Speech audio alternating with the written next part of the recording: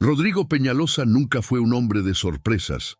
Su vida estaba medida por cronómetros de obras en Tlalpan y planillas de inversiones que no admitían margen de error. Pero aquel día, el destino decidió ignorar su agenda. El sol de Polanco golpeaba contra el portón de hierro con una agresividad poco común para las 11:40 de la mañana, reflejando un brillo metálico que parecía burlarse del cansancio que cargaba en los hombros tras el vuelo desde Monterrey. Bajó del taxi con movimientos mecánicos, ignorando el cambio y jalando su maleta de cuero legítimo con la fuerza de quien carga el peso de una empresa entera, mientras el asfalto caliente de la Ciudad de México exhalaba ese olor característico de polvo y prisa. Rodrigo no avisó a nadie sobre su llegada anticipada, pues en su mundo de control absoluto, la vigilancia era la única forma de garantizar que el orden no fuera corrompido en su ausencia. Atravesó el jardín lateral, un corredor de piedras frías rodeado de arbustos perfectamente podados, pero que siempre le parecieron desprovistos de alma, solo una propiedad más a mantener bajo su supervisión rigurosa. Cada paso que daba era una afirmación de su dominio sobre aquel espacio lujoso, pero algo en la densidad del aire sugería que las reglas habían cambiado mientras él cruzaba los cielos. La música comenzó como un susurro distante, una vibración que Rodrigo inicialmente confundió con el zumbido de algún aparato doméstico o el radio de un vecino descuidado, pero que rápidamente ganó contornos de salsa. El ritmo de Celia Cruz, vibrante e indomable, comenzó a rasgar el silencio sepulcral que él mismo había impuesto a aquella casa desde que la enfermedad de su madre transformara el inmueble en una extensión de hospital. Se detuvo abruptamente, la maleta pesando en su mano derecha como un ancla, mientras "La vida es un carnaval" ecoaba por las ventanas abiertas, transformando el jardín trasero en un escenario que él no reconocía más. Había algo de profano en aquella alegría sonora, un contraste violento con la atmósfera de moho emocional y remedios caros que él asociaba al bienestar de doña Amparo. Rodrigo sintió una puntada de irritación subiendo por la nuca, una vergüenza súbita por imaginar lo que los vecinos influyentes pensarían de aquel estruendo viniendo de la mansión de los Peñalosa. Dobló la esquina del jardín con el rostro contraído en una máscara de autoridad, listo para descargar su frustración sobre quienquiera que estuviera deshonrando el silencio de su residencia. Lo que vio, sin embargo, congeló el grito que ya estaba amartillado en su garganta, reemplazándolo por una confusión sensorial que desafiaba su lógica empresarial de décadas de experiencia. En el centro del jardín, cerca de la fuente de cantera que su padre trajera de Oaxaca como un símbolo de estatus, estaba Inés Cervantes, la cuidadora que él contratara hacía poco menos de 2 semanas. No estaba solo cuidando, estaba en trance, con el uniforme azul claro estirado por los movimientos amplios de quien se entrega a una coreografía improvisada y llena de vida. Inés usaba guantes amarillos de goma, lo que daba a la escena un aire de surrealismo doméstico, mientras sus pies, calzados en tenis gastados, ejecutaban pasos de salsa sobre las losetas de barro con una precisión instintiva. El sudor brillaba en su frente y la sonrisa en su rostro era tan grande y genuina que Rodrigo sintió un malestar físico, como si estuviera invadiendo un momento de intimidad espiritual profunda.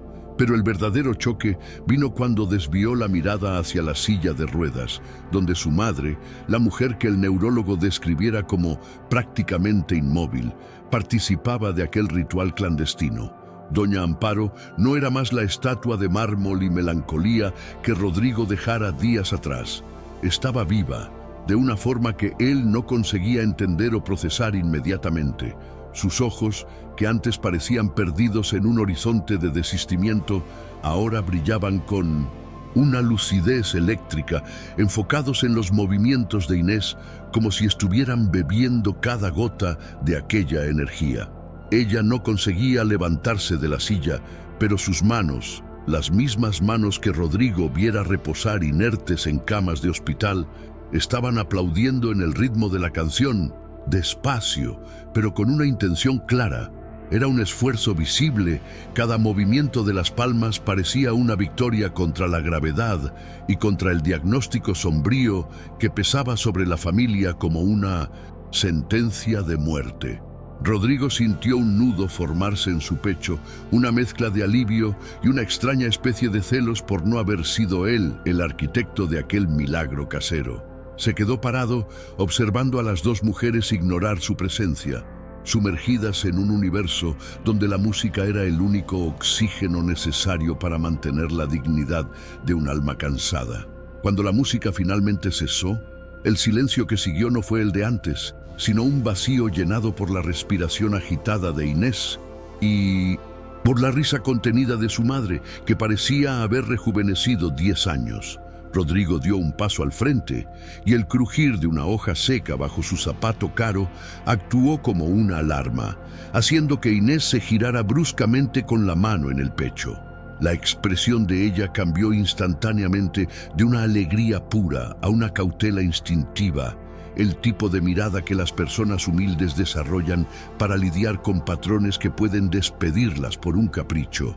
Ella rápidamente buscó el celular sobre la mesa de hierro para bajar el volumen, mientras intentaba acomodar el delantal blanco con una mano, aún usando el guante amarillo de goma que parecía un detalle cómico en la gravedad del momento. Rodrigo mantuvo su postura de control, pero notó que su voz, cuando finalmente salió, no tenía la autoridad cortante que pretendía imprimir, sonando más como una duda que como un regaño. Cuestionó qué estaba pasando con una crudeza que buscaba esconder su propia fragilidad emocional ante aquella escena de superación motriz inesperada. Inés no se disculpó de inmediato, y eso fue lo que más irritó, y al mismo tiempo intrigó a Rodrigo, pues ella sostuvo la mirada de él con una calma que no estaba acostumbrado a ver en sus subalternos. Explicó que el movimiento rítmico era una recomendación que había leído en artículos sobre neurociencia, algo que estimulaba la memoria muscular de forma más eficaz que la fisioterapia robótica que los médicos caros aplicaban. Rodrigo miró las manos de su madre, nuevamente, que ahora descansaban sobre el regazo, pero aún parecían vibrar con la electricidad de la música de Celia Cruz. Doña Amparo, percibiendo la tensión del hijo, soltó un carraspeo lento y le dijo que cerrara la boca, pues el alma se enfriaba cuando uno se quedaba demasiado chocado con la belleza de la vida. Aquella frase, dicha con la voz pausada pero firme, fue como un guante de seda golpeando la arrogancia corporativa de Rodrigo, recordándole que él era el dueño de la casa, pero no del destino de aquella mujer. Sintió una ola de vergüenza por haber pensado primero en el ruido y después en el progreso físico de su propia madre, un conflicto interno que comenzó a corroer su armadura de hielo. Rodrigo entró al jardín con pasos deliberados, intentando ocupar el centro del espacio para recuperar la sensación de que aún mandaba en algo, mientras Inés observaba cada movimiento de él con una paciencia casi clínica. Comenzó a enumerar las obligaciones del contrato, hablando sobre horarios de medicamentos y riesgos de accidentes, como si pudiera reducir aquel milagro a una cláusula de prestación de servicios domésticos. Inés oía todo sin bajar la cabeza, pero cuando él terminó, ella simplemente señaló el celular y mencionó que había enviado mensajes relatando el progreso de las manos de doña Amparo hacía días. Rodrigo sintió un peso en el bolsillo del saco y retiró el aparato, encontrando decenas de notificaciones ignoradas, incluyendo el relato de que su madre había vuelto a mover los dedos por primera vez desde el derrame. La percepción de que estaba tan enfocado en ganar dinero que ignorara la curación de la persona que más amaba fue un golpe visceral que lo dejó sin palabras ante la cuidadora. Guardó el teléfono con un gesto brusco, intentando disfrazar el temblor en las manos, mientras la atmósfera del jardín se volvía densa con una verdad que no quería admitir. Inés Cervantes no era solo una empleada con calificación de 5 estrellas en la agencia. Poseía una intuición humana que el dinero de Rodrigo jamás conseguiría comprar, y él comenzó a percibirlo con una claridad dolorosa. Ella no estaba allí solo para cambiar pañales o administrar pastillas, sino para devolver la identidad de una mujer que el sistema médico ya había descartado como un caso perdido de inmovilidad crónica. Rodrigo observó el contraste entre el delantal simple de ella y el lujo ostentoso de la fuente de Oaxaca, percibiendo que la verdadera riqueza de aquella casa estaba ahora concentrada en aquellas manos trabajadoras de cuidadora. Doña Amparo interrumpió sus pensamientos, pidiéndole que se sentara en la banca de cantera y se relajara, pues quería que viera cómo sus manos ahora conseguían sostener un vaso con menos temblor. El hijo obedeció, sintiéndose como un extraño en su propia residencia, mientras Inés volvía a moverse con una eficiencia silenciosa para preparar el siguiente paso de la rutina de cuidados. Rodrigo estaba siendo forzado a confrontar el hecho de que su éxito financiero era un castillo de arena ante la profundidad de aquella conexión humana que florecía en su patio. La presencia de Inés en la casa comenzó a actuar como un catalizador de cambios que Rodrigo no había planeado, transformando la dinámica familiar de una forma que lo dejaba constantemente desestabilizado y alerta. Comenzó a notar pequeños detalles que antes ignoraba, como el perfume de lavanda que ahora sustituía el olor a hospital en los pasillos, o la forma en que la luz del sol entraba en la sala de estar de un modo más acogedor. Inés tenía una manera de moverse por la mansión que no era sumisa, sino integrada, como si perteneciera a aquel lugar más que los muebles caros y las obras de arte que Rodrigo acumulaba. Él pasaba horas en su oficina fingiendo revisar planos de ingeniería, pero su audición estaba sintonizada con las risas que venían del piso de abajo, sonidos que no oía hacía años en aquella casa. La curiosidad sobre quién era aquella mujer comenzó a crecer dentro de él, un deseo de entender qué la motivaba a dar tanto de sí por una extraña que no tenía nada más que ofrecer aparte de memorias fragmentadas. Rodrigo estaba descubriendo que la omnipresencia de Inés en la vida de su madre era lo que mantenía a Doña Amparo anclada a la realidad. Aquella tarde específica, el aire estaba cargado con una electricidad que precedía a las grandes tormentas de verano de la Ciudad de México, y Rodrigo sentía que algo importante estaba a punto de suceder en la calzada de Schiller 14. Bajó a la cocina con el pretexto de buscar agua, pero sus ojos buscaron inmediatamente la figura de Inés, que ahora organizaba los potes de remedios con una precisión quirúrgica. Ella no lo vio entrar, y por un momento pudo observarla sin la máscara de la relación patrón-empleada, notando el cansancio en los surcos de sus ojos y la firmeza de sus gestos de quien ya ha enfrentado muchas batallas invisibles. Rodrigo se aclaró la garganta para anunciarse, y la conversación que siguió fue el primer paso para derribar los muros que había construido alrededor de su sensibilidad atrofiada por el exceso de pragmatismo. Preguntó sobre la historia de ella, sobre por qué había elegido aquella profesión tan desgastante, y la respuesta de Inés sobre cuidar a su propia abuela con Parkinson tocó una cuerda que él pensaba rota. La humanidad de ella era tan densa que Rodrigo se sintió pequeño en su opulencia, percibiendo que él tenía el poder financiero, pero ella, la autoridad moral.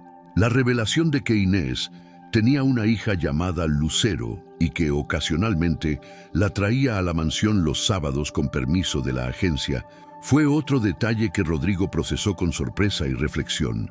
Imaginó a aquella niña corriendo por los pasillos de mármol, rompiendo la estética de museo que tanto se esforzaba por mantener, y percibió que la idea no lo irritaba tanto como esperaba. Inés explicó que la niña se quedaba en la cocina sin molestar a nadie, Pero doña Amparo pronto interrumpió para decir que la presencia de Lucero era la mejor terapia de rejuvenecimiento que había experimentado. Rodrigo sintió el impacto de aquella declaración, entendiendo que su madre estaba encontrando en extraños el calor humano que el propio hijo, en su búsqueda frenética del éxito, no conseguía suministrar. Se vio mirando el reloj, no para cronometrar la eficiencia de Inés, sino para medir el tiempo que aún restaba para que él pudiera ser parte de aquella nueva configuración de afecto. La mansión estaba dejando de ser un monumento a su ego para volverse un organismo vivo, pulsando con las historias entrelazadas de quien limpiaba el suelo. Sin embargo, no todo era armonía en aquella tarde de descubrimientos, pues la sombra de Fernanda Rivas comenzó a proyectarse sobre la paz recién encontrada de la casa como una nube negra y persistente. Rodrigo mencionó haber visto a la cuñada en el condominio días atrás, y la reacción de Inés fue una sutil, pero perceptible, tensión en los hombros que no escapó a la observación atenta del narrador omnisciente. Inés relató que Fernanda vino a visitar a doña Amparo, pero que el tono de la conversación no fue de consuelo, sino de una investigación fría sobre las capacidades mentales y financieras de la suegra. Rodrigo sintió una punzada de desconfianza, recordando que Fernanda siempre fuera una mujer de intereses calculados, moviéndose por el mundo con la elegancia de un depredador disfrazado de aliada familiar. La idea de que alguien pudiera estar documentando la fragilidad de su madre para fines oscuros despertó en Rodrigo un instinto de protección que no sentía hacía mucho tiempo, un fuego que comenzó a arder bajo su piel.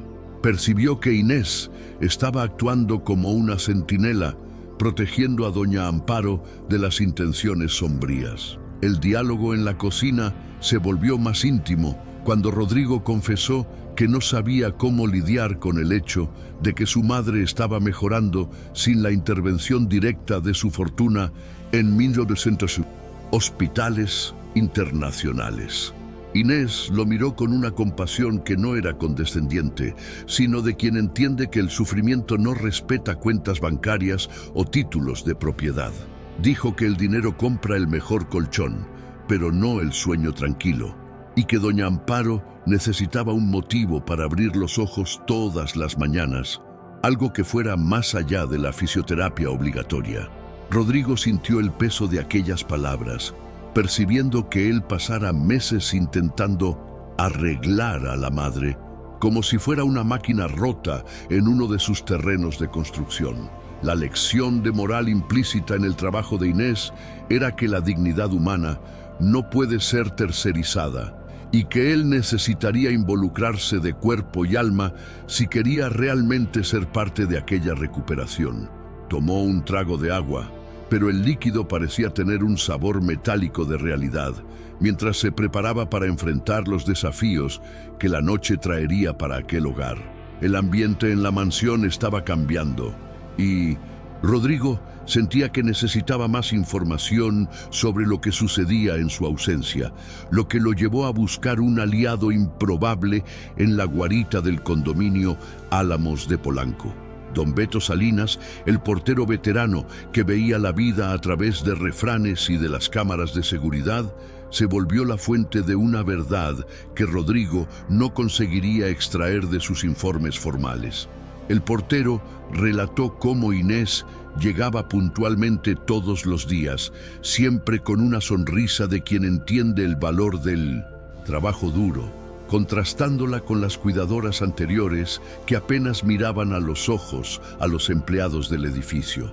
Don Beto también confirmó que Fernanda Rivas anduvo rondando la casa en horarios inusuales, portando documentos que parecían demasiado pesados para ser solo simples cartas de cortesía. Rodrigo oía todo con la atención de un ingeniero analizando una falla estructural en un edificio, percibiendo que la amenaza a su madre era más real y cercana de lo que jamás imaginara. La Sapin, mansión con toda su opulencia, se estaba volviendo el campo de batalla de una guerra silenciosa.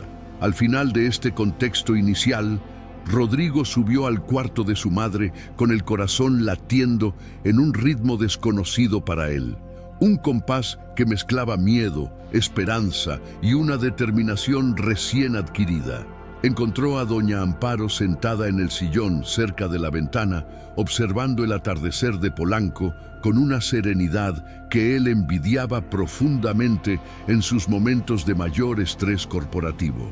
Inés estaba en el rincón del cuarto, organizando los libros de memorias de la familia, y la mirada que intercambió con Rodrigo fue de una complicidad silenciosa que sellaba un pacto invisible de protección a aquella mujer. Percibió que el lujo de aquella mansión no significaba nada si las historias allí contadas estuvieran basadas en mentiras o en desatención afectiva crónica. Rodrigo se sentó a los pies de su madre, sintiendo el calor de la piel de ella por primera vez en meses, y se juró a sí mismo que la justicia sería hecha no solo en los tribunales, pero en lo cotidiano de aquel hogar. La atmósfera de tensión moral estaba en el auge, y la gran revelación sobre las intenciones de Fernanda estaba por explotar. El aire dentro de la mansión parecía haberse vuelto súbitamente más espeso, como si cada secreto guardado por aquellas paredes de yeso y molduras doradas estuviera intentando ganar forma física en medio del pasillo. Rodrigo caminaba hacia su oficina con la sensación de que el suelo de mármol, siempre tan sólido y confiable, ahora escondía grietas invisibles listas para tragarlo en cualquier momento de distracción. No conseguía quitarse de la cabeza la imagen de Fernanda Rivas, con su elegancia gélida, moviéndose por las sombras de aquella casa, mientras él creía estar al mando absoluto de su imperio y de su familia.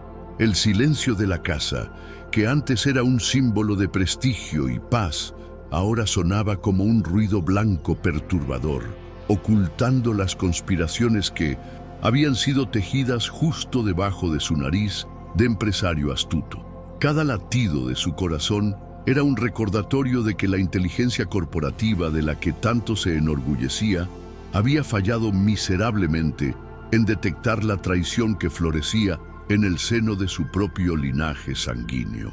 En el piso de arriba, Inés terminaba de acomodar a doña Amparo para el reposo de la tarde, pero sus movimientos, generalmente fluidos y seguros, cargaban una tensión eléctrica que no pasaba desapercibida por la anciana. La cuidadora sentía el peso de la responsabilidad sobre sus hombros como una carga física, sabiendo que las pruebas que recogiera, las anotaciones en la pequeña libreta de cubierta gastada y las grabaciones en su celular simple eran las únicas armas contra un gigante jurídico. Miraba las manos de doña Amparo, ahora más despiertas, y veía en ellas el mapa de una vida que estaba siendo disputada por personas que veían solo cifras y propiedades, ignorando el alma que aún pulsaba allí. Inés recordaba la mirada de Fernanda cuando ésta la mandara salir de la sala en la semana anterior, una mirada que la trataba como un mueble desechable, desprovisto de intelecto o de agencia moral. Apretó los labios, sintiendo el frío de la injusticia subiendo por su espalda, y juró que no permitiría que aquella mujer transformara el fin de la vida de doña Amparo en un inventario burocrático. Rodrigo, encerrado en su oficina, se sumergió en los archivos que don Beto le entregara, y en 1900 aquellas notificaciones de Inés que él, en su arrogancia de proveedor, había relegado al segundo plano.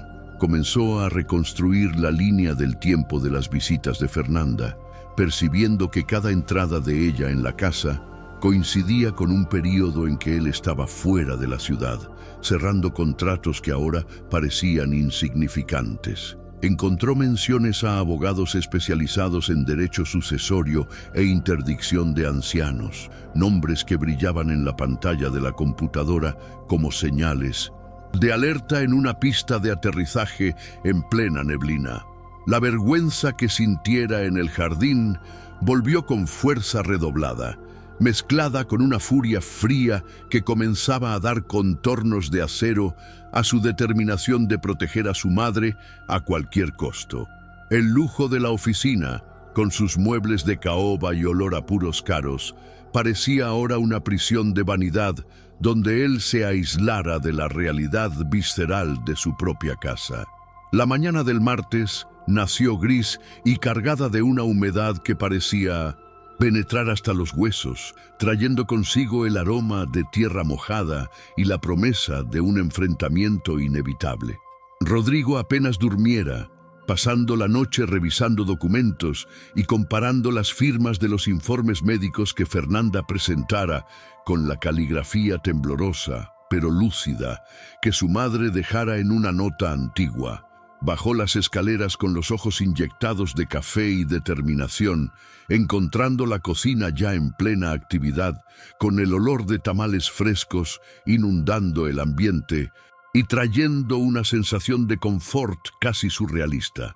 Inés estaba allí, moviéndose con la misma dignidad silenciosa de siempre, pero la mirada que intercambió con Rodrigo fue de una complicidad profunda, de dos soldados que reconocen el peligro inminente antes del primer disparo. Él no necesitó decir nada. La tensión en el aire era el lenguaje común entre el patrón que despertara a la realidad y la empleada que nunca se diera el lujo de dormir para ella. El sonido del interfón cortó el silencio de la mañana como un látigo, y el anuncio de la llegada de Fernanda Rivas hizo que la sangre de Rodrigo corriera helada por sus venas por un breve momento antes de hervir nuevamente. Observó a través de las cámaras de seguridad la aproximación de la cuñada, que caminaba por el jardín lateral con la confianza de quien ya se siente dueña del terreno, ignorando la belleza de las flores para enfocarse solo en la puerta principal. Rodrigo sintió un impulso de cerrar su entrada, de expulsarla, con un grito que ecoara por toda la Schiller, pero se contuvo, sabiendo que la justicia necesitaba un proceso, no solo un desahogo. Se posicionó en la sala de estar, en la penumbra, dejando que la luz natural del jardín iluminara solo la silla vacía donde doña Amparo solía sentarse para oír música. El descriptivismo de la escena era casi cinematográfico. El polvo de oro danzando en los haces de luz que atravesaban las cortinas de lino parecía observar la quietud de Rodrigo. El polvo de oro danzando en los haces de luz que atravesaban las cortinas de lino parecía observar la quietud de Rodrigo, mientras el clic del tacón, aguja de Fernanda en el mármol del hall de entrada, anunciaba la llegada de la tempestad. Entró en la sala exhalando un perfume caro, pero que en aquel momento tenía el olor sofocante de la traición y traía consigo aquella carpeta de cuero negro que parecía un ataúd para la libertad de doña Amparo. Rodrigo notó cómo ella acomodaba el saco de lana gris con una elegancia que buscaba esconder el temblor casi imperceptible en sus dedos, un detalle que el narrador omnisciente capta como la primera señal de una conciencia que sabe que está pisando suelo inestable. Fernanda no esperó a ser invitada a sentarse. Ocupó el espacio con la autoridad de una heredera precoz, esparciendo papeles sobre la mesa de centro con un ruido seco que parecía herir la dignidad del ambiente. Rodrigo permaneció en las sombras, observando las manos de ella, uñas impecables que contrastaban violentamente con las manos marcadas por el trabajo de Inés, y sintió una náusea moral. Fernanda comenzó a hablar con una voz terciopelada, pero que cargaba el filo afilado de una lámina, citando deterioro cognitivo y necesidad de protección legal, como si estuviera leyendo un informe de quiebra de una empresa secundaria. Mencionaba al doctor Linares como si él fuera una divinidad infalible, ignorando que Rodrigo ya sabía del pacto de corrupción que involucraba la dirección del nuevo hospital en Satélite. Rodrigo la dejaba hablar, sintiendo el frío de las palabras de ella colisionando con el calor de la verdad que él guardaba en el bolsillo del saco, mientras el reloj de pared de la sala marcaba los segundos con una pulsación fúnebre. La atmósfera era tan pesada que la luz del sol parecía tener dificultad de penetrar el recinto, y el olor del café que Inés trajera, un aroma de hospitalidad genuina, ahora parecía desplazado ante aquella frialdad burocrática. Fernanda hablaba de doña Amparo como si ella fuera un objeto inanimado, una pieza de inventario que necesitaba ser guardada en un depósito seguro para que el patrimonio no sufriera depreciación. Inés observaba todo desde el umbral de la puerta de la cocina, sosteniendo la charola con tanta fuerza que los nudillos de sus dedos estaban blancos, sintiendo cada palabra de Fernanda como un insulto personal a su dedicación. Conocía cada gemido de dolor de doña Amparo, cada progreso motor que los médicos ignoraban, y oír a aquella mujer sofisticada mentir con tanta desenvoltura hacía su sangre pulsar en las sienes con una urgencia de justicia. El narrador ve lo que Rodrigo aún no ve: la pequeña grabadora que Inés accionara en su bolsillo, capturando la confesión velada de Fernanda de que ciertas medidas eran necesarias por el bien de los activos de la familia. Inés era la testigo invisible, la persona que la élite ignora, pero que detenta la llave para desmoronar los castillos de mentiras, construidos en salas de estar lujosas. Sentía el olor de la masa de los tamales aún en sus manos, un recordatorio físico de su origen y de su fuerza, mientras se preparaba para el momento en que su voz tendría que ser más alta. Rodrigo finalmente dio un paso fuera de la penumbra. El impacto de su presencia física hizo que Fernanda silenciara en medio de una frase sobre interdicción parcial. No gritó, pero su voz tenía la densidad del plomo cuando preguntó a Fernanda qué buscaba realmente, con aquella puesta en escena jurídica de mal gusto. Tomó una de las hojas de la mesa, notando la firma del segundo médico, un nombre que nunca oyera en los pasillos de los hospitales de élite, y sintió la textura del papel, que parecía sucia a pesar de la blancura impecable. Fernanda intentó mantener la máscara de preocupación familiar, pero sus ojos vacilaron por un milésimo de segundo, una grieta en la armadura que Rodrigo exploró con la precisión de un ingeniero detectando un error estructural. El silencio que siguió fue llenado solo por el sonido de la fuente de cantera en el jardín, que ahora parecía un eco distante de una vida que Fernanda quería silenciar para siempre. La tensión moral alcanzó el ápice cuando Rodrigo mencionó que estuvo conversando con don Beto sobre las visitas matutinas no autorizadas de Fernanda a la mansión. El rostro de ella palideció, perdiendo el tono rosado del maquillaje caro y revelando la palidez grisácea del miedo que comienza a corroer la autoconfianza. Rodrigo describió la escena del jardín, la música de Celia Cruz y las palmas de doña Amparo, transformando el relato en un contraataque emocional que dejó a Fernanda sin aliento. Hablaba de las manos de la madre como si fueran el estandarte de una revolución, y cada palabra era un golpe contra la pretensión de Fernanda de que la anciana era una mente perdida en las nieblas de la senilidad. El ambiente de la sala, antes un campo de negociación fría, se volvió el escenario de una exhumación de intenciones sombrías, donde el olor del perfume de Fernanda ahora luchaba contra el olor de la vergüenza que comenzaba a exhalar de su piel. Inés entró en la sala sin pedir permiso, rompiendo el protocolo doméstico con una altivez que hizo que Fernanda retrocediera físicamente en el sofá de terciopelo. Ya no traía café, sino la bitácora de cuidados, un cuaderno simple de espiral donde cada miligramo de remedio y cada centímetro de movimiento de doña Amparo estaban documentados con una caligrafía obrera y honesta. Inés colocó el cuaderno sobre la mesa justo encima de los informes médicos lujosos de Fernanda, y la diferencia entre los dos documentos era la diferencia entre la vida real y la ficción oportunista.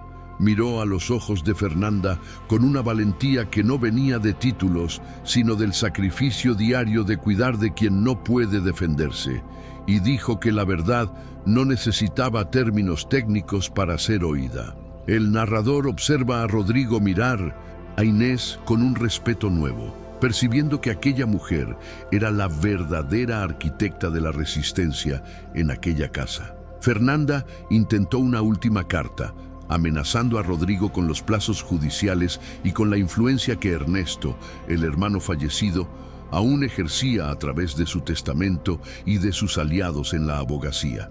Hablaba con una urgencia desesperada, las palabras atropellándose como si pudiera esconder la verdad bajo una avalancha de amenazas legales y sociales.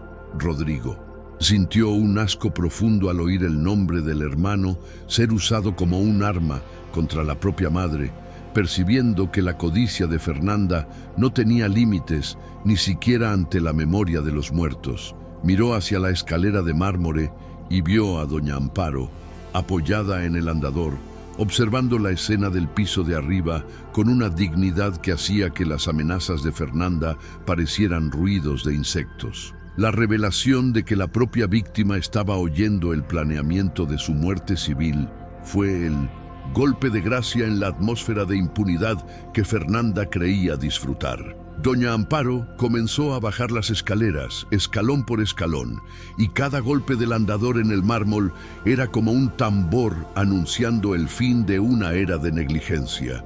Inés corrió al pie de la escalera no para sostenerla, pues sabía que la patrona necesitaba aquel momento de autonomía, sino para ser la sombra que garantiza la seguridad sin interferir en el protagonismo. Rodrigo observaba a la madre con los ojos empañados, viendo el esfuerzo hercúleo de cada paso, una coreografía de dolor y voluntad que desmentía cada línea de los informes de interdicción esparcidos en la mesa.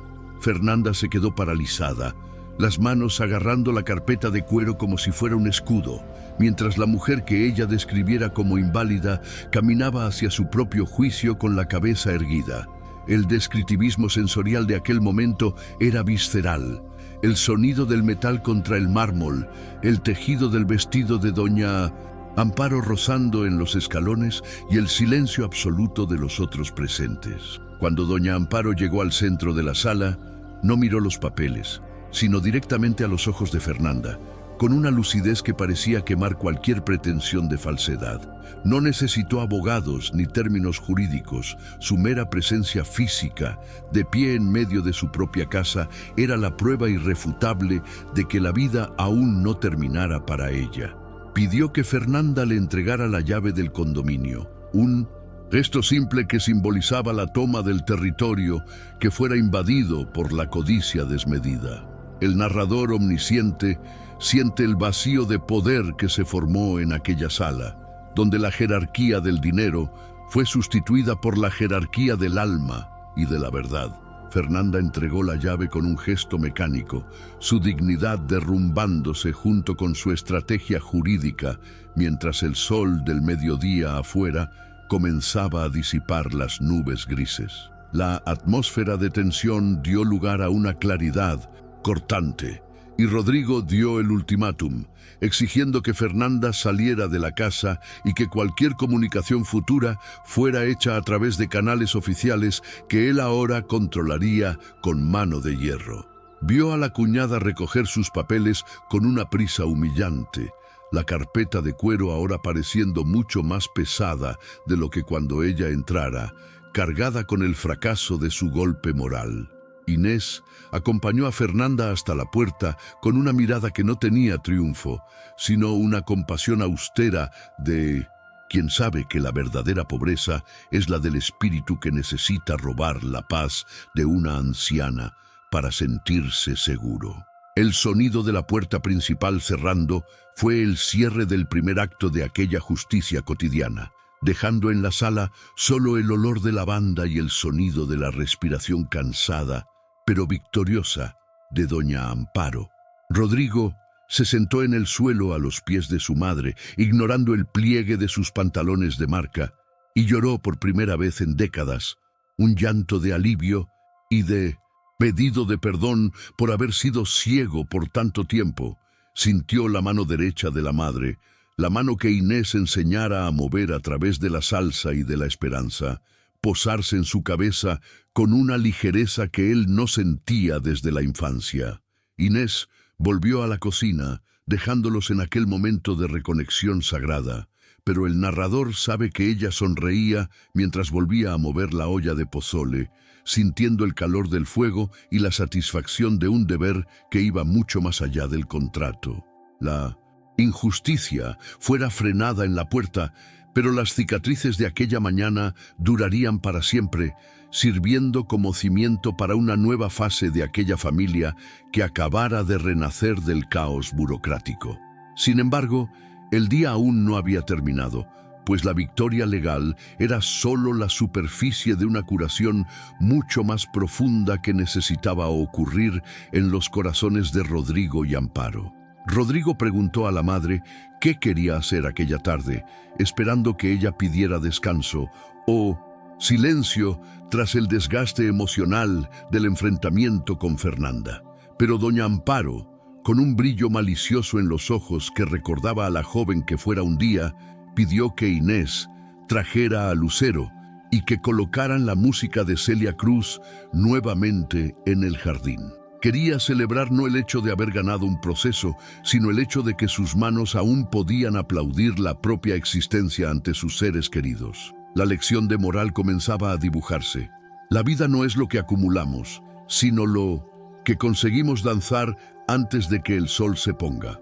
Inés llamó a Lucero, que estaba en la cocina dibujando la mesa de la familia con todos sus nuevos personajes, y la niña corrió al jardín con la energía de quien no conoce las sombras del mundo adulto. Rodrigo observaba a la hija de la cuidadora con una mirada de aceptación, percibiendo que la presencia de aquella niña era el ingrediente final para la alquimia de curación que transformara su mansión de museo en hogar. Él mismo ayudó a cargar las sillas al jardín, sintiendo el peso del roble bajo sus manos y percibiendo que el esfuerzo físico le traía una satisfacción que el trabajo intelectual nunca proporcionara. El narrador omnisciente nota cómo el jardín ahora parecía más verde, las flores de Oaxaca más vibrantes, como si la naturaleza respondiera a la expulsión de la energía negativa que Fernanda dejara atrás. La música comenzó a sonar y esta vez Rodrigo no paró en la esquina. Se unió al círculo, sintiendo el ritmo de la salsa penetrar en sus zapatos de cuero y desajustar su postura de empresario. Vio a Inés riendo mientras Lucero intentaba enseñar pasos de danza folclórica a doña Amparo y percibió que aquel era el negocio más lucrativo de su vida entera. La veracidad de aquel momento era visceral, palpable en el calor del sol en la piel y en el sonido de las risas que ahogaban cualquier resquicio de las amenazas jurídicas de Fernanda. La justicia estaba siendo hecha en la risa de una niña y en la persistencia de una anciana, una lección de moral silenciosa sobre lo que realmente importa cuando la cortina de la vida comienza a cerrarse. Mientras la tarde avanzaba, Rodrigo percibió que necesitaba formalizar su agradecimiento a Inés, no con bonos financieros, que él daría de todos modos, sino con un reconocimiento de su igualdad fundamental en la dignidad humana. La llamó a un rincón del jardín, donde la sombra de los árboles traía un frescor necesario, y dijo que a partir de aquel día, ella no era solo una empleada, sino la guardiana del alma de su familia. Inés aceptó el elogio con la humildad de quien sabe que hizo solo lo que era correcto, pero el narrador ve que su corazón saltó de alegría al percibir que su lucha invisible fuera finalmente validada por el hombre que ella tanto temiera al principio. La atmósfera de veracidad humana era tan fuerte que hasta don Beto, allá en la guarita, sentía el clima cambiar, sabiendo que su colaboración con las cámaras de seguridad fuera el cimiento para aquel final feliz. La tarde caía sobre el jardín de Polanco con una tonalidad anaranjada, tiñendo las paredes de cantera de un dorado que parecía calentar hasta los sentimientos más gélidos que Rodrigo cultivara durante años de aislamiento corporativo. Observaba a Inés de reojo, notando cómo se limpiaba las manos en el delantal con un gesto que cargaba la paz de quien acabara de exorcizar un demonio familiar sin necesidad de elevar la voz más de lo necesario. El narrador omnisciente percibe que en aquel instante Rodrigo sintió una envidia profunda de la sencillez con que aquella mujer encaraba el mundo, sin los cálculos de intereses o las métricas de productividad que habían atrofiado su capacidad de sentir el presente. Se acercó a la mesa de hierro, donde una taza de café ya tibio exhalaba el último suspiro de su aroma, y percibió que la verdadera arquitectura de un hogar no estaba en los planos que él dibujaba en Tlalpan. Inés, por su parte, sentía el peso de la adrenalina disminuir, dando lugar a un cansancio físico que hacía que sus piernas temblaran levemente. Un detalle que ocultaba con la maestría de quien no quiere ser el centro de atención. Miró a Lucero, que ahora intentaba equilibrarse en el borde de la fuente de Oaxaca bajo la mirada atenta y divertida de doña Amparo, y sintió que su misión allí trascendiera cualquier cláusula contractual establecida por la agencia. El narrador ve a través de su piel el calor de la satisfacción obrera, aquella sensación visceral de que el trabajo de sus manos no solo limpió la suciedad física de aquella mansión, sino que también removió la costra de indiferencia que sofocaba a Rodrigo. Sabía que la victoria contra Fernanda Rivas era solo el comienzo de una nueva vigilancia, pero en aquel momento el olor de jazmín que emanaba del jardín parecía ser el sello de garantía de que la justicia divina había encontrado un camino. Rodrigo rompió el silencio de la tarde al preguntar a Inés, con una voz que buscaba una conexión real, en lugar de una instrucción de servicio, sobre lo que ella haría si Fernanda intentara un nuevo ataque jurídico a través del doctor Linares. Inés no dudó. Reveló que guardaba todos los mensajes de texto y audios que Fernanda le enviara en las semanas anteriores, evidencias que mostraban el intento de la cuñada de sobornarla para que descuidara las señales de mejora de doña Amparo. El choque en el rostro de Rodrigo fue visceral, una palidez que contrastaba con el bronceado de quien pasa la vida en aeropuertos y terrenos de construcción, al percibir que la maldad de Fernanda era más profunda y calculada de lo que él osara imaginar. Sintió un frío en la espalda al entender que, si no fuera por la integridad inquebrantable de Inés, su madre estaría ahora encerrada en algún cuarto oscuro de hospital.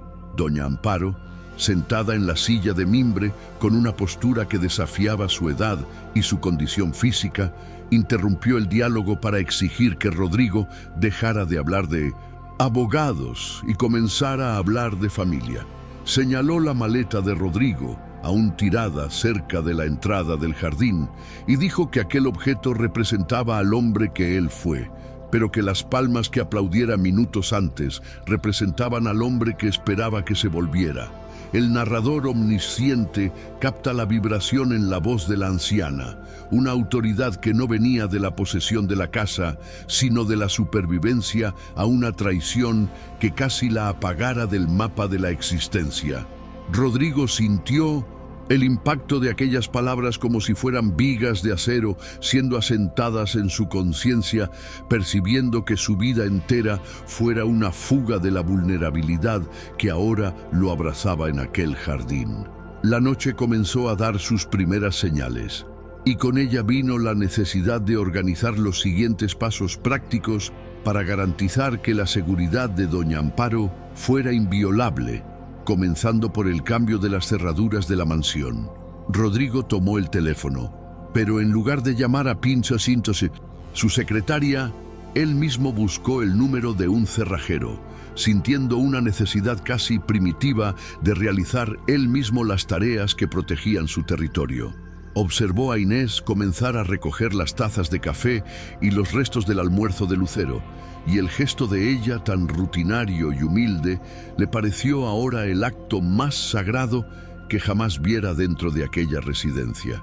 El olor de cera de muebles y de café fresco se mezclaba al aroma nocturno de las plantas, creando una atmósfera sensorial que Rodrigo guardaría en la memoria como el punto de giro de su existencia.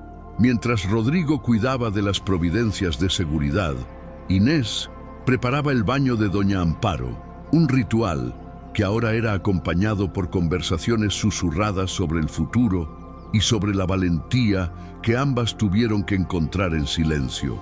El agua caliente corriendo en la bañera de mármore creaba un vapor que empañaba los espejos caros, pero que también parecía limpiar la atmósfera de conspiración que Fernanda Rivas dejara impregnada en los azulejos. El narrador ve la delicadeza con que Inés ayudaba a la patrona, tratando su piel frágil con el respeto que se dedica a un pergamino antiguo y valioso, lejos de la frialdad de los hospitales que Rodrigo tanto frecuentara. Doña Amparo confesó a Inés que, por un momento, creyera que el hijo nunca despertaría de aquel letargo emocional y que la llegada de la cuidadora fuera como el toque del despertador, que ella no tenía fuerzas para accionar. En el piso de Mise, abajo, Rodrigo caminaba por la sala de estar vacía, tocando los muebles como si estuviera reconociendo su propia casa por primera vez tras años de ausencia mental. Se detuvo ante el retrato de su hermano Ernesto, sintiendo una mezcla de luto e indignación al pensar cómo Fernanda usara la memoria de él como un escudo para su propia codicia desmedida.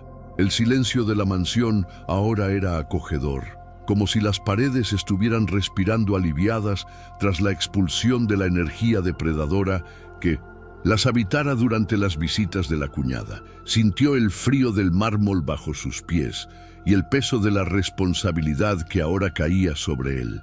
Ser el guardián no de un patrimonio, sino de una historia familiar que casi fuera desfigurada por la mentira.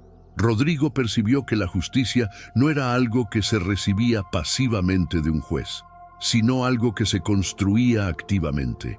Sentimientos invisibles, de aquellos que facilitan nuestra vida diariamente. Inés no era solo la limpiadora o la cuidadora. Ella era la persona que poseía la visión omnipresente que él tanto anhelaba, pues ella veía con el corazón lo que él intentaba medir con la lógica. Rodrigo sintió una vergüenza profunda al recordar cómo la tratara como una prestadora de servicios sustituible, percibiendo que ella era la única pieza verdaderamente insustituible en aquel engranaje de supervivencia. El final del día traía una solución práctica. Fernanda estaba fuera, las cerraduras serían cambiadas y el doctor Linares enfrentaría las consecuencias.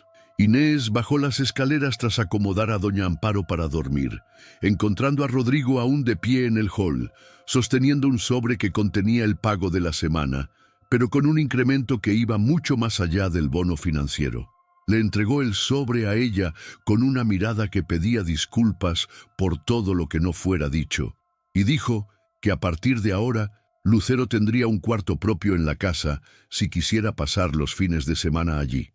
Inés sintió el impacto de aquella oferta como un puñetazo de bondad inesperada, un giro que nunca imaginara posible en la jerarquía rígida de aquella mansión. El narrador ve las lágrimas discretas que ella contuvo, no de tristeza, sino de quien finalmente siente el suelo firme bajo los pies tras años de caminata en terrenos inciertos y lodosos. Aceptó el gesto con la dignidad de quien sabe que merece, pero con gratitud.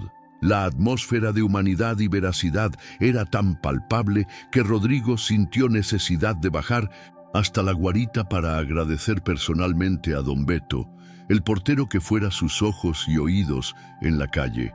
Caminó por el jardín nocturno, sintiendo el olor de la tierra húmeda y el frescor de la brisa, y encontró al veterano revisando su bitácora con la seriedad de un general tras la batalla final. El agradecimiento de Rodrigo fue simple y visceral, un apretón de manos que sellaba una alianza de respeto que atravesaba las rejas del condominio y las convenciones sociales de Polanco. Don Beto respondió con uno de sus refranes favoritos: «Dime con quién andas y te diré quién eres», señalando hacia la ventana iluminada del cuarto de doña Amparo, donde la paz finalmente reinaba.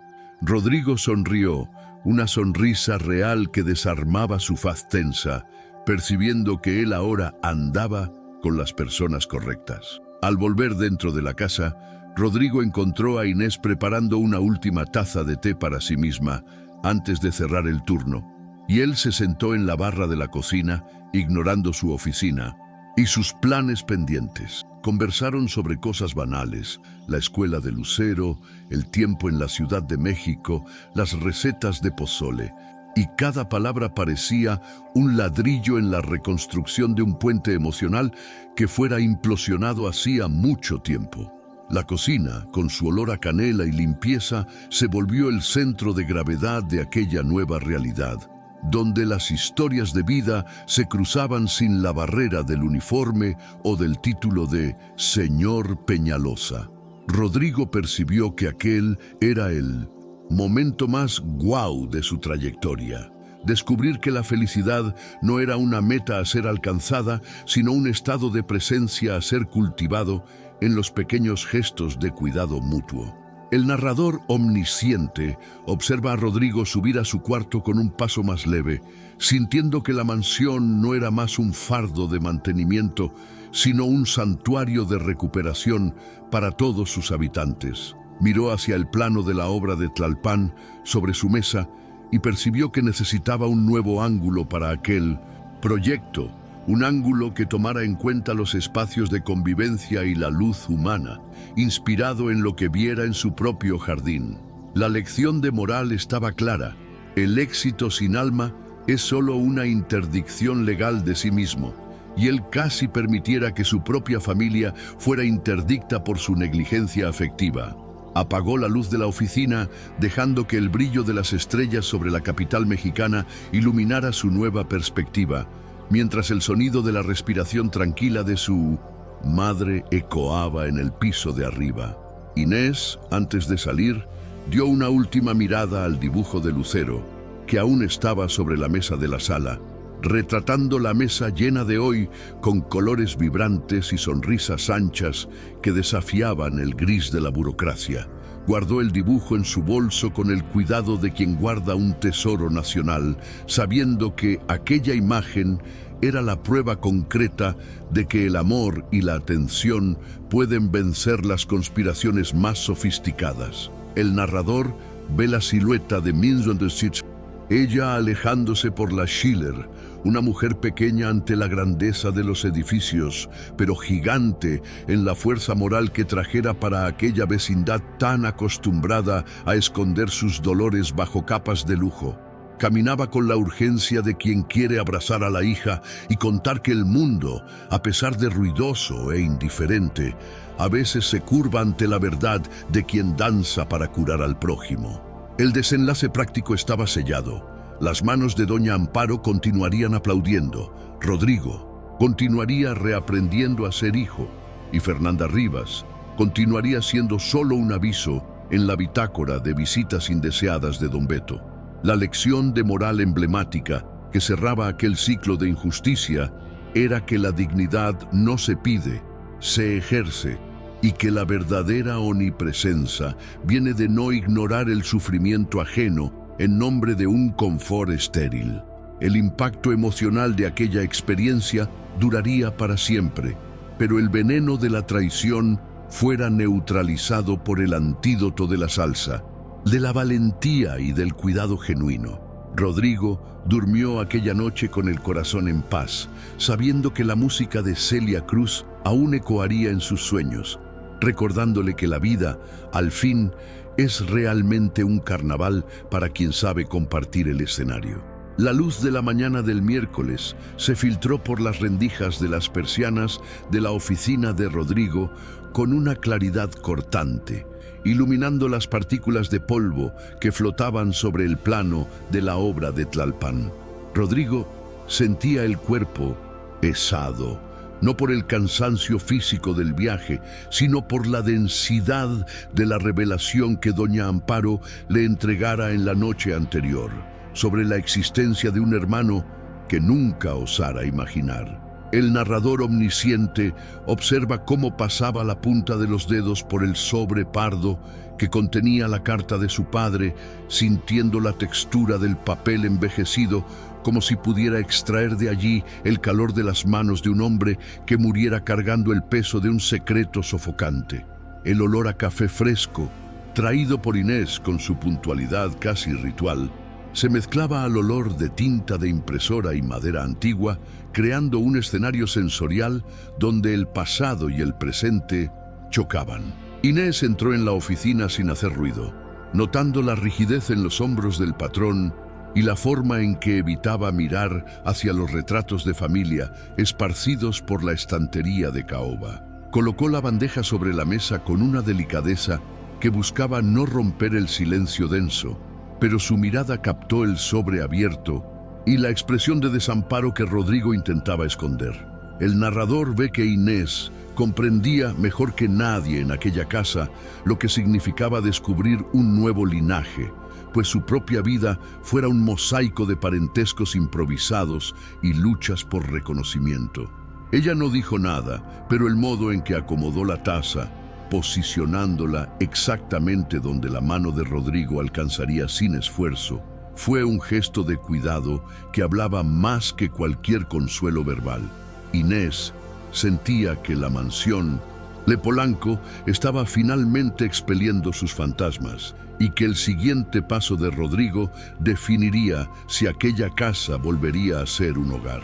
Rodrigo levantó la cabeza y miró a Inés, viendo en ella no más a la empleada, sino a la brújula moral que lo guiara a través de la niebla de traiciones de Fernanda, y sintió una necesidad visceral de compartir el peso.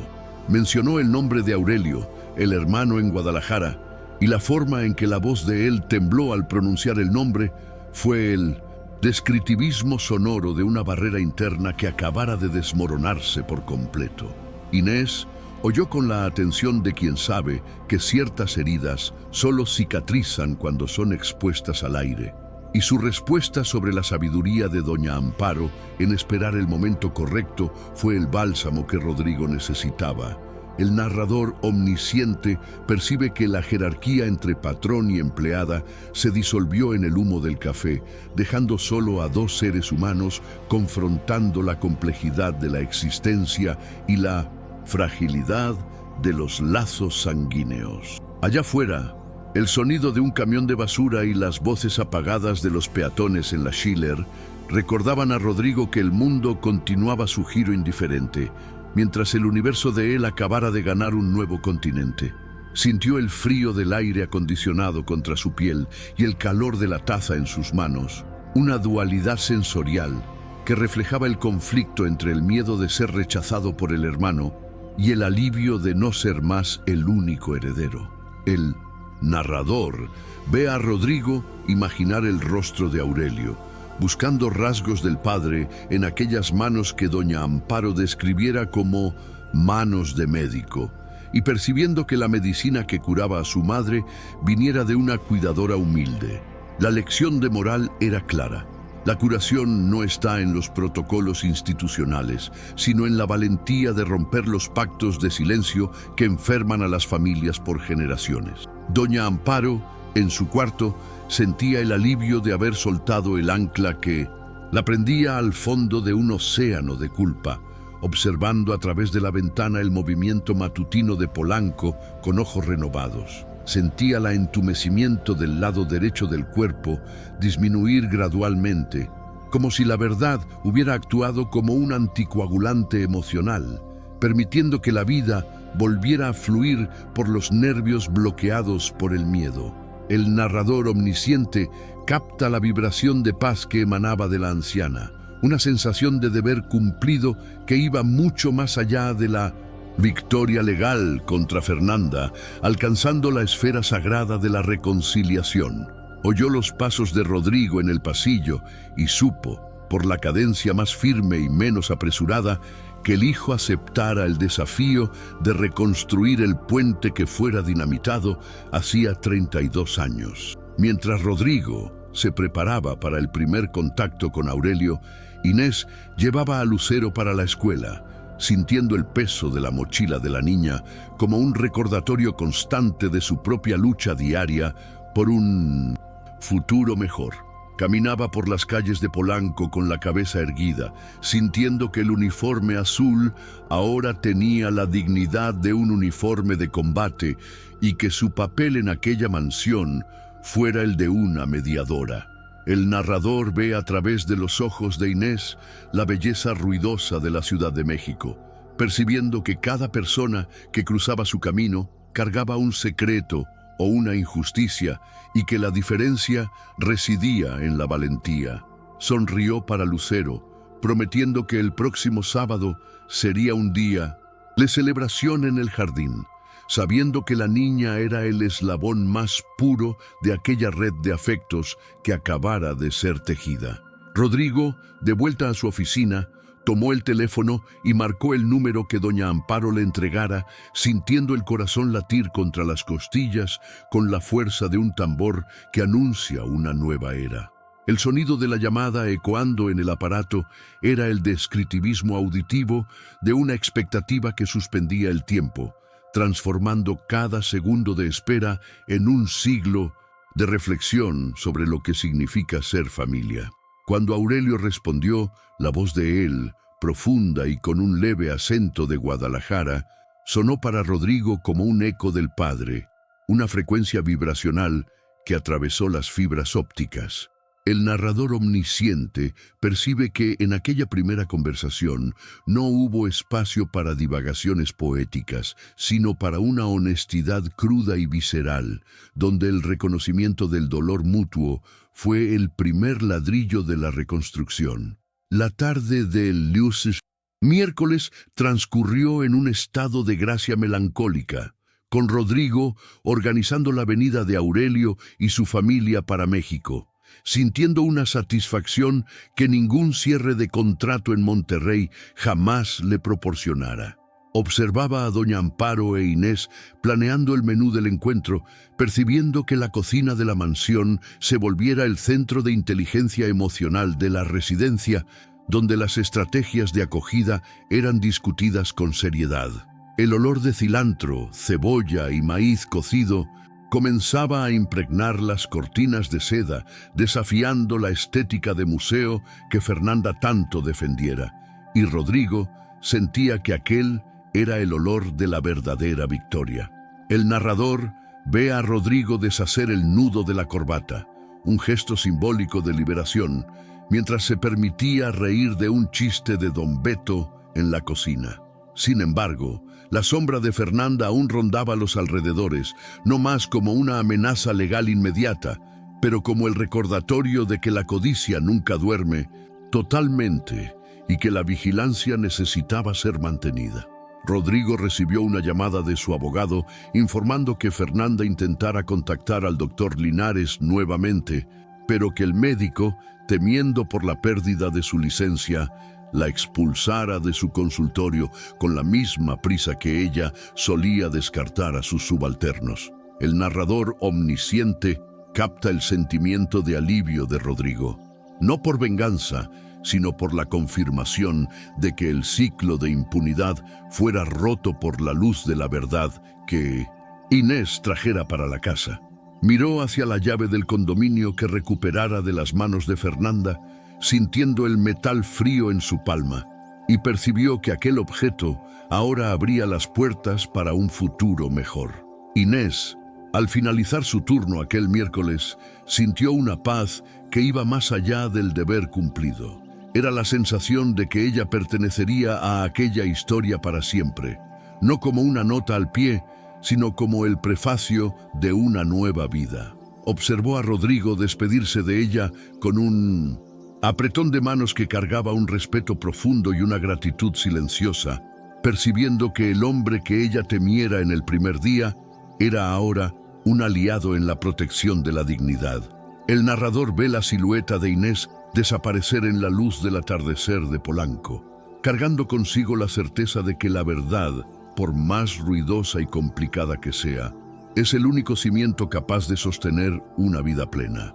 Caminaba con la urgencia de quien quiere llegar a casa y abrazar a la hija, sabiendo que El mundo es un lugar más habitable cuando existen personas valientes. El encuentro del sábado comenzó a ser dibujado con colores vibrantes en la imaginación de todos, con Lucero preparando dibujos de bienvenida y doña Amparo escogiendo las margaritas más alegres para decorar la sala que viera tanta tristeza.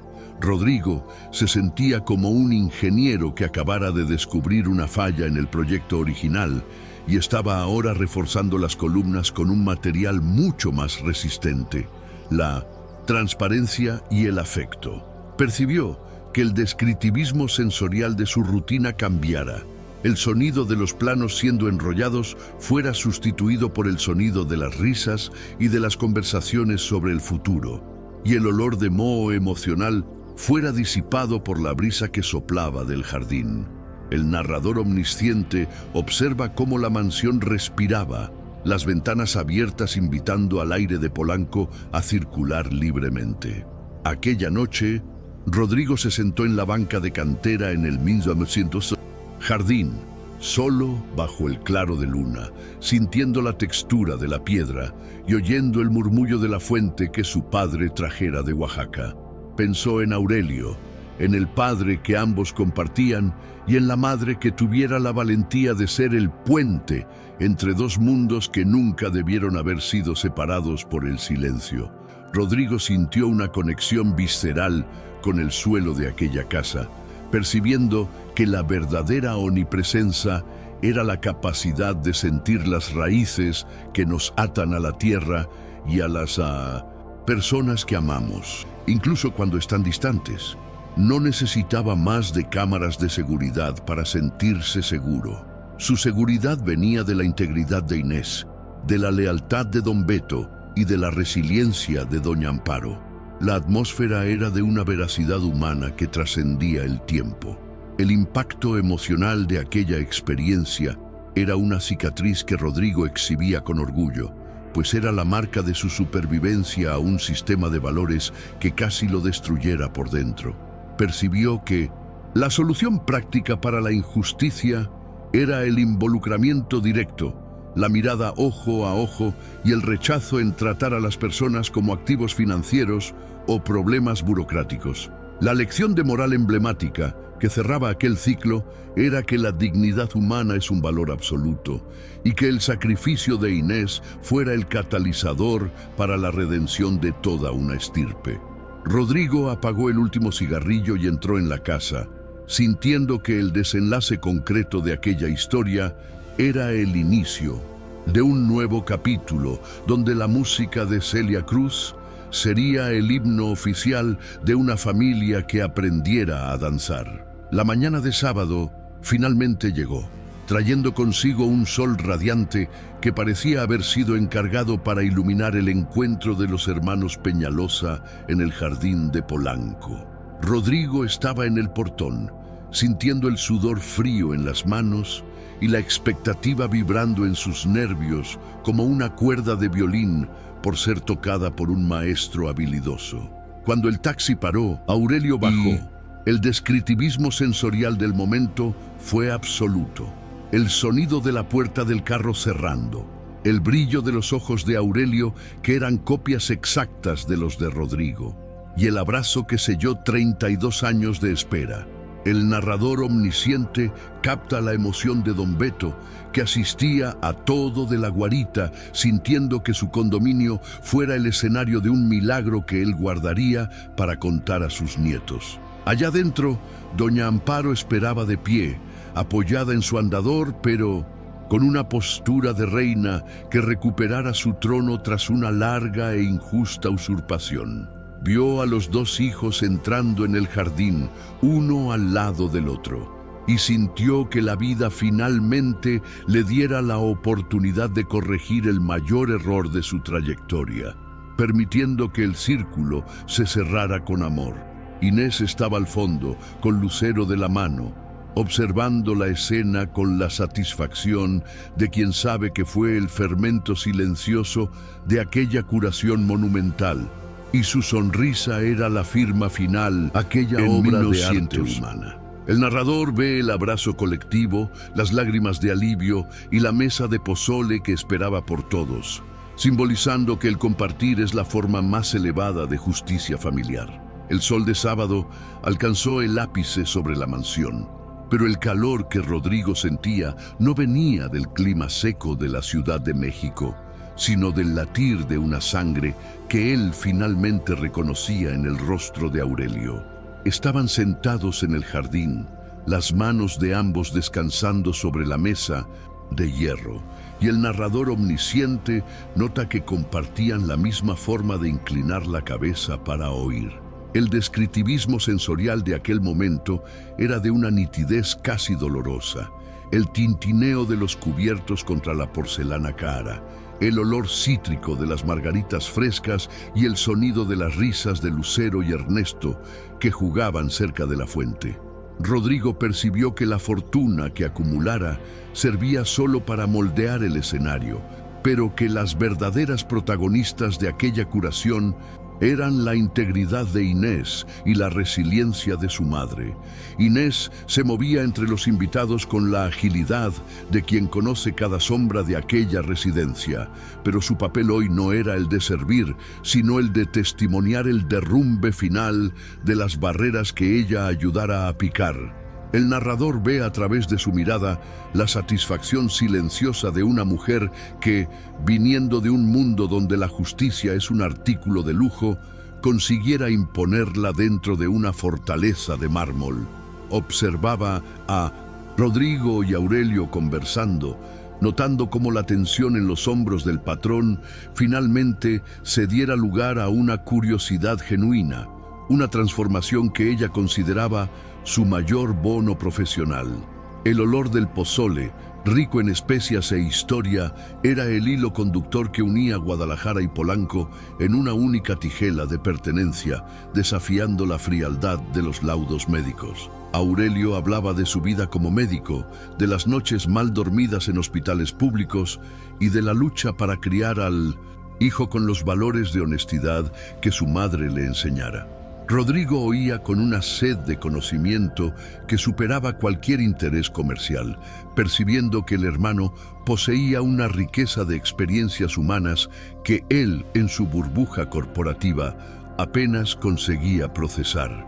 El narrador omnisciente capta el momento en que Aurelio mencionó la carta del padre, describiendo cómo aquellas palabras fueron su única brújula durante años de preguntas sin respuesta. El descriptivismo sensorial de la voz de Minoncino. Aurelio, un tono grave y pausado que recordaba a doña Amparo la cadencia del fallecido Felipe, llenaba el jardín con una nostalgia reparadora. Rodrigo sintió un nudo en la garganta. Doña Amparo observaba a los dos hijos con la serenidad de quien finalmente terminara de tejer una tapicería compleja y llena de nudos ciegos, sintiendo que su misión en la tierra estaba cumplida. Sentía el sol calentar su mano derecha, la mano que ahora sostenía firme el brazo de la silla de mimbre, y percibió que la fuerza motriz que Inés despertara en ella era el combustible necesario. El narrador ve el brillo de triunfo en los ojos de la anciana, una chispa que decía a Fernanda Rivas, donde quiera que estuviera con su codicia derrotada, que el carácter es la única herencia que realmente sobrevive al tiempo. Doña Amparo pidió que Lucero se aproximara y entregó a la niña una pequeña medalla de plata que guardaba desde la juventud, un gesto de gratitud por haber sido la alegría que rompiera el hielo de su parálisis emocional. La tarde avanzaba y Rodrigo sintió la necesidad de hacer un anuncio práctico que sellara el compromiso de aquella nueva configuración familiar, algo que transformara la emoción en estructura permanente. Miró a Inés y a Aurelio y declaró que la mansión de Polanco sería, a partir de ahora, un centro de convivencia para todos, y que él crearía una fundación en nombre del padre para apoyar cuidadores. El narrador omnisciente percibe que esta fue la lección de moral definitiva de Rodrigo, el reconocimiento de que su privilegio debería servir como escudo para los vulnerables. Inés sintió el impacto de aquellas palabras como una validación de toda su trayectoria, percibiendo que su trabajo allí generara semillas que florecerían mucho más allá de aquellos muros de cantera. La atmósfera sensorial de aquella despedida, cuando el sol comenzó a esconderse detrás de los edificios de lujo, era de una paz profunda y vibrante, como el acorde final de una sinfonía. Rodrigo acompañó a Aurelio hasta el carro, y el abrazo entre los dos hermanos fue el descriptivismo físico de un pacto que no necesitaba abogados para ser eterno. El narrador ve a don Beto en la guarita, haciendo una reverencia respetuosa con la gorra, sintiendo que su lealtad silenciosa fuera el cimiento sobre el cual aquella catedral de perdón fuera reconstruida. El olor de la noche, fresca y cargada con el aroma de dama de noche, envolvía la casa de Polanco como un manto de protección, garantizando que los secretos del pasado no tuvieran más poder sobre el brillo del presente. Al volver dentro de la casa, Rodrigo encontró a Inés preparando una última taza de té para sí misma antes de cerrar el turno, y él se sentó en la barra de la cocina, ignorando su oficina. Conversaron sobre cosas banales, la escuela de Lucero, el tiempo, las recetas, y cada palabra parecía un ladrillo en la reconstrucción de un puente emocional que fuera implosionado hacía mucho tiempo. Rodrigo percibió que aquel era el momento más guau de su trayectoria. Descubrir que la felicidad no era una meta, sino un estado de presencia. La urgencia de hacer justicia fuera sustituida por la calma de quien sabe que el ciclo de injusticia finalmente fuera cerrado, dejando solo el aprendizaje visceral para atrás. Rodrigo sonreía por fin de forma plena. El narrador omnisciente observa a Rodrigo subir a su cuarto con un paso más leve, sintiendo que la mansión no era más un fardo de mantenimiento, sino un santuario de recuperación para todos sus habitantes. Miró hacia el plano de la obra de Tlalpan sobre su mesa y percibió que necesitaba un nuevo ángulo para aquel proyecto, un ángulo que tomara en cuenta los espacios de convivencia y la luz humana. La lección de moral estaba clara. El éxito sin alma es solo una interdicción legal de sí mismo, y él casi permitiera que su propia familia fuera interdicta por su negligencia afectiva. Apagó la luz de la oficina, dejando que el brillo de las estrellas sobre la capital mexicana iluminara su nueva perspectiva, mientras la respiración de la madre ecoaba en paz. Inés, antes de salir, dio una última mirada al dibujo de Lucero, que todavía estaba sobre la mesa de la sala, retratando la mesa llena de hoy con colores vibrantes y sorrisos anchos. Guardó el dibujo en su bolso con el cuidado de quien guarda un tesoro, sabiendo que aquella imagen era la prueba concreta de que el amor y la atención pueden vencer las conspiraciones. El narrador ve la silueta de ella alejándose por la Schiller, una mujer pequeña ante la grandeza de los edificios, pero gigante en la fuerza moral que trajera para aquella vecindad. Caminaba con la urgencia de quien quiere abrazar a la hija y contar que el mundo a veces se curva ante la verdad de quien danza para curar al prójimo. El desenlace práctico estaba sellado. Las manos de doña Amparo continuarían aplaudiendo, Rodrigo continuaría reaprendiendo a ser hijo y Fernanda Rivas continuaría siendo solo un aviso en la bitácora de visitas indeseadas de don Beto. La lección de moral emblemática era que la dignidad no se pide, se ejerce, y que la verdadera omnipresencia viene de no ignorar el sufrimiento ajeno en nombre de un confort estéril. El impacto emocional duraría para siempre, pero el veneno fuera neutralizado. Rodrigo durmió aquella noche con el corazón en paz, sabiendo que la música de Celia Cruz aún ecoaría en sus sueños, recordándole que la vida, al fin, es realmente un carnaval para quien sabe compartir el escenario y el dolor. El narrador omnisciente observa ahora el transcurrir de un año entero desde aquel sábado de pozole, notando cómo las estaciones cambiaron en Polanco, pero la luz en la mansión número 14 permanece inquebrantable. Rodrigo Peñalosa no es más el hombre que el taxi dejó en el portón aquella mañana. Él ahora camina por el jardín con la calma de quien sabe que la verdadera ingeniería de una vida reside en el mantenimiento de los lazos afectivos. El descriptivismo sensorial de esta nueva fase es el sonido de las risas de Lucero y del hijo de Aurelio que ecoan por las paredes de mármore, y el olor constante de café y margaritas que expulsó definitivamente el olor estéril de la negligencia. La omnipresencia de Rodrigo ahora se manifiesta en la Fundación Inés Cervantes. Inés, ahora directora técnica de la fundación que lleva su nombre, mantiene las manos marcadas por el trabajo, pero sus ojos brillan con la autoridad de quien transformó su dolor invisible en una política de cuidado.